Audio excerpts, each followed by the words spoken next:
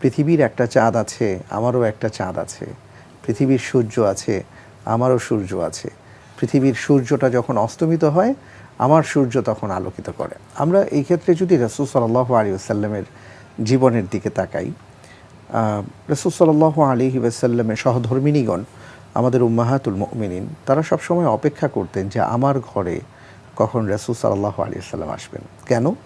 এই কেনর একটা বিষয় হলো, তিনি যখন ঘরে তাশরিফ আনতেন, এমন এমন চমৎকার কথা বলতেন যে এই কথাতে তারা আনন্দিত হতেন। দেখুন, তাদের ঘরে কিন্তু সেই ধরনের খাবার ছিল না, সেই পোশাকের আভিজাত্য ছিল না, এবং তাদের বস্তুগত আয়োজন একেবারে খুবই কম ছিল। কিন্তু যেটা ছিল সেটা হলো যে তাদের ভেতরে আল্লাহ রব্বুল আলামিন প্রদত্ত এমন কিছু নিয়ামত দেওয়া হয়েছিল। এই কারণে দেখুন, মা আয়েশা রাদিয়াল্লাহু তাআলা আনহা একবার রাসূল সাল্লাল্লাহু আলাইহি ওয়াসাল্লামকে নিয়ে কবিতা রচনা করলেন, একটা কবিতা আবৃত্তি করে ফেললেন যে পৃথিবীর একটা চাঁদ আছে, আমারও একটা চাঁদ আছে। পৃথিবীর সূর্য আছে, আমারও সূর্য আছে। পৃথিবীর সূর্যটা যখন অস্তমিত হয়, আমার সূর্য তখন আলোকিত করে। আপনি চমৎকার একটি কবিতার কথা বলছিলেন। নবীর স্ত্রী কবিতা লেখেন, আবৃত্তি করেন। এই যে সাংস্কৃতিক একটি বিভা, একটি প্রভা, এমন কথা আমাদের সমাজে কমই উচ্চারিত হয়। আসলে আমরা নবীকে জানি না। নবীর সম্মানিত স্ত্রীরা কেমন ছিলেন, আচরণ কেমন ছিল। ছোট্ট একটি হুজরা কত ফিট হবে, সেখানে যে পুরো বিশ্বকে ধারণ করতে পারে, সভ্যতাকে ধারণ করতে পারে, শান্তি, আনন্দ, সুখকে ধারণ করতে পারে। অভাবকে কীভাবে গ্রহণ করেছেন, সম্পদকে কীভাবে গ্রহণ করেছেন। সম্পদ গৃহীত হননি, সম্পদকে ছড়িয়ে দিয়েছেন। তো আপনি সে কবিতার কথা বলছিলেন, চাঁদের কথা, সূর্যের কথা, আবারও শুনতে চাই। জি, ধন্যবাদ। মা আয়েশা রাদিয়াল্লাহু তাআলা আনহা একবার রাসূল সাল্লাল্লাহু আলাইহি ওয়াসাল্লাম যখন ঘরে এলেন, তখন তিনি আবৃত্তি করলেন এইভাবে যে পৃথিবীর চাঁদ আছে, আমারও একটা চাঁদ আছে। পৃথিবীর সূর্য আছে, আমারও সূর্য আছে।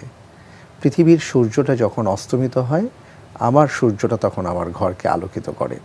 খুব চমৎকার ভাষায় তিনি স্বভাব কবি ছিলেন, মা আয়েশা রাদিয়াল্লাহু তাআলা আনহা। তো এইভাবে তিনি অনেক সাহাবী যে কবি ছিলেন আমরা সেটা জানি না। হাসান ইবনে সাবিত রাদিয়াল্লাহু তাআলা আনহার জন্য তো রাসূল সাল্লাল্লাহু আলাইহি ওয়াসাল্লাম আলাদা একটা মিম্বরের ব্যবস্থা করে দিয়েছিলেন। সেখানে তিনি দাঁড়িয়ে কবিতার মাধ্যমে কাফেরদের বিভিন্ন প্রশ্নের জবাব দিয়ে আলী রাদিয়াল্লাহু তাআলা আনহু জ্ঞানের দার ছিলেন। সুবহানাল্লাহ, ওনাদের এক একজনের বক্তব্য বা কথাগুলো যদি আমরা শুনি, আর কি আমাদের বিশাল একটা ভাবনার দুয়ারকে উন্মোচিত করে। তাদেরকে যেভাবে জানা উচিত, তাদের দিনগুলো, প্রহরগুলো, প্রভাত, মধ্যাহ্ন, নিশি, আমরা এটা কজনে জানি। নবী সাল্লাল্লাহু আলাইহি ওয়াসাল্লাম রাতে যে স্ত্রীদের নিয়ে রাতে পরিভ্রমণ করতেন, প্রকৃতির পরিবেশে থাকতেন, সকালে দৌড় প্রতিযোগিতা করতেন, নিজস্ব বলে সেই পবিত্রতার যে কাঠামো সেটাকে রক্ষা করে, এগুলো ভাবতে গেলে তো আমাদের মনে হয় না খুবই স্বাভাবিক এবং সমুন্নত মানুষ। নিঃসন্দেহে। আসলে ইসলাম তো এমন একটা যাপিত জীবনের নাম, যেখানে আপনি আমাদের জীবনের জন্য আমাদের যা প্রয়োজন, যাপনের জন্য যা প্রয়োজন, সেই ব্যবস্থা ইসলাম করে দিয়েছে। কিন্তু যেটা আপনি বলেছেন যে সেটার একটা চমৎকার অঙ্গন আছে, একটা সীমারেখা আছে, একটা কাঠামো আছে, নৈতিকতা আছে, এগুলো রক্ষা করি আমাদের ইসলাম। আমরা বলছিলাম যে খুশি করব কাকে, স্বাভাবিক বিষয়। পরিবারে যে প্রিয়তম স্ত্রী আছে তাকে ভালোবাসবো, সন্তানকে স্নেহ করব, আত্মীয় স্বজনের সাথে সুসম্পর্ক রক্ষা করব, প্রতিবেশীর হক আদায় করবো, এগুলো সবচেয়ে ভালো ইতিবাচক বিষয়। এ বিষয়ে আমাদের সমাজে অনেক আলোচনা হয়। কিন্তু একটি বিষয়, যারা আমার শত্রু, অর্থাৎ সমাজে আপনি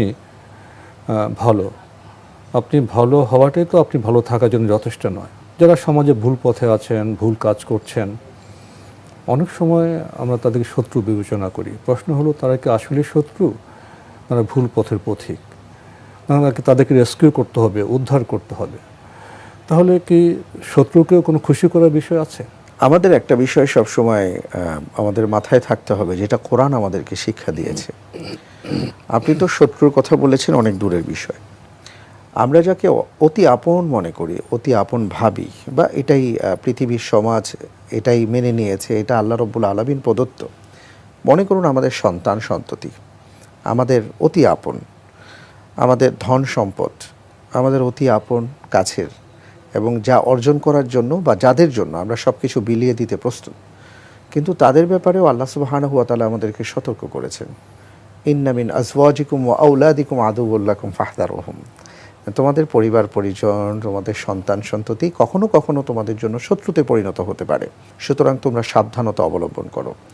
এই আয়াত আমাদেরকে যেদিকে ইঙ্গিত দেয় তা হচ্ছে আমাদের আচরণ, আমাদের উচ্চারণ, আমাদের নীতি নৈতিকতা এবং আমাদের অবকাঠামো, জীবনের যে কাঠামো, এটাকে যেন আমরা আল্লাহ প্রদত্ত পথের বাইরে পরিচালিত না করার চেষ্টা করি। কারণ সেটা যদি হয় তাহলে এর বাইরে চলে গেলে যেটা হবে সেটা হলো যে হিতে বিপরীত হবে, যেটা আমরা বলে সীমা থাকি। শৃঙ্খলার বিষয়টা এখানে জি, খুবই চলে এসছে। গুরুত্বপূর্ণ। তো দেখা যাচ্ছে যে যাদেরকে খুশি করার জন্য আমি আমার জীবন দিয়ে দিচ্ছি, একটা পর্যায়ে তারা আমার শত্রুতে পরিণত হতে পারে। কেন? কারণ এমন কিছুই আমি তার জন্য করেছি যেটা সে ওই পর্যায়ে চলে গেছে। তো সেটা যেন না হয় সেদিকে আমাদেরকে খেয়াল রাখতে বলা তার হয়েছে। উত্তম তালিম তরবিয়তের বিষয় আছে, জি, ভালো মন্দের এখানে অনেক বিবেচনার ব্যাপার বিষয় আছে, আছে, অনেক ব্যাপার আছে। শুধু আদর, শুধু খুশি তা তো না। নয়, তাকে তো বিপদ থেকে, ভুল থেকে বাঁচাতেও হবে। ঠিক। তো এই কারণে আমি বলবো যে আমরা যাদেরকে শত্রু ভাবি, শত্রু ভাবার আগে আমাদেরকে বারবার চিন্তা করা দরকার। ইমাম গাজালি রাহিমাহুল্লাহ কাউকে শত্রু ভাবার আগে বলেছেন যে আমি তো ৭০ বার চিন্তা করি তাদের ব্যাপারে, যে উনি আসলে আমার শত্রু হবেন কিনা, বা ওনার কি এমন কোনোই আর কি ৭০টা কারণ উনি দর্শাতেন তার বিপক্ষে। তো যখন ৭১ নম্বর বিষয় আসতো তখন তিনি বলতেন যে এইবার আমি চিন্তা করব যে হ্যাঁ তাকে আমি ভাবতে পারি কি পারি না। তো মূল বিষয়টা হলো শত্রু ভাবার আগে অনেক বিবেচনার বিষয় আছে। বিবেচনার বিষয়, এবং তাকে উনি শত্রু না হয়ে উনি যেন বন্ধু হতে পারেন, আপন হতে পারেন, সেই বিষয়ে আমাদের কাজ করা উচিত, তাকে যেটা আমরা তাহলে আসলে করি খুশি না। করার প্রয়াস থাকতে হবে। নিঃসন্দেহে ওইটাই বললাম যে দেখুন আমরা আসলে সবাইকে আমাদের আনন্দিত, খুশি করার একটা প্রচেষ্টা আমাদের থাকা উচিত। আমি যদি আমার শত্রুকে খুশি করতে পারি, সেই খুশিটা যদি পজিটিভ হয়, ইতিবাচক হয়, আমি নেতিবাচকের কথা বলছি না, তাহলে এই শত্রু আমার বন্ধুতে পরিণত হবে।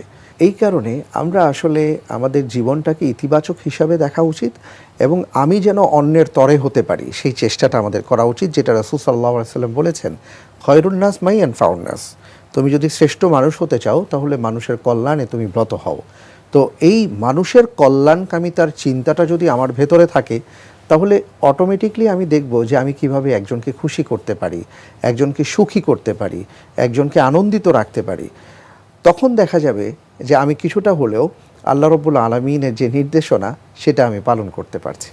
আমরা কথা বলছিলাম যে খুশি করব কাকে, সংক্ষিপ্ত পরিসরে আমরা জানলাম যে খুশি করব নিজেকে আলোকিত করার মাধ্যমে, খুশি করব পরিবারকে, সমাজকে, রাষ্ট্রকে, এবং যোগ্যতা অনুযায়ী যদি সম্ভব হয় বৈশ্বিক পরিমণ্ডলকেও খুশি করব, প্রকৃতিকে। মহান আল্লাহ প্রকৃতিকে মানব বান্ধব করে সৃষ্টি করেছেন, আমাদের আচরণের জন্য প্রকৃতিকে খুশি করার মতো হয়।